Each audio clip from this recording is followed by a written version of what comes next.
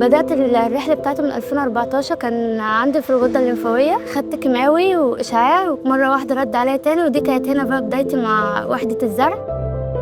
حقيقة زرع النخاع العظمي في أورام الأطفال بيخدم قطاع كبير جدا مش قليل من الأطفال ذوي الأمراض المستعصية والمرتدة. عملوا لي عملية عشان ياخدوا مني خلايا، بس عشان خاطر أقدر أجيب خلايا اللي أنا أزرع لنفسي، ما أخدش من حد من إخواتي أو أهلي. كان التحدي بالنسبة لنا إن احنا نتوسع من 9 أسرة ل 27 سرير في وحدة زرع النخاع الجديد، وده كافي جدا للقضاء على قوائم الانتظار لعملية زرع النخاع الحظمي. نفسي أقول المستشفى ساعدتنا كتير قوي. تبرعك لمشروع تطوير وتوسعة وحدة زرع النخاع في مستشفى 57 يعني دعم طفل في أكثر مرحلة دقيقة وحرجة في رحلة علاجه ضد السرطان. تبرعك ممكن يكون عن طريق المساهمة في الأعمال الإنشائية أو التكفل بعلاج حالة الطفل.